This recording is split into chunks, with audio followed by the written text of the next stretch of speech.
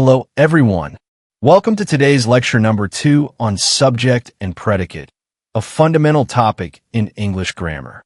Understanding this concept will help you form correct sentences and improve your communication skills. Let's dive into it. So what is a subject?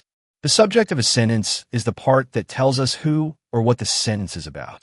It usually contains a noun or a pronoun.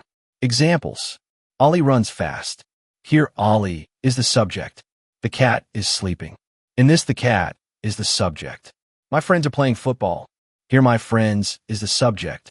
The subject can be a single noun like John is reading, a pronoun as she is singing, a noun phrase as the tall man is walking. Now, what is a predicate? The predicate is the part of the sentence that tells us something about the subject. It always contains a verb. Examples of predicate are given here. Ollie runs fast. In this line, runs fast is the predicate. The cat is sleeping. Here, is sleeping is the predicate.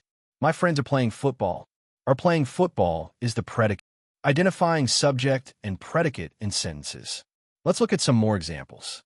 Sentence, subject, predicate. The dog barks loudly. The dog is subject and barks loudly is predicate. We love to read books. We is subject and love to read books is predicate. Conclusion. The subject tells who or what the sentence is about. The predicate tells what the subject is doing or something about it. Every complete sentence must have both a subject and a predicate. I hope this lesson helps you understand subject and predicate easily. If you have any questions, feel free to ask in the comment section. Thank you for your attention.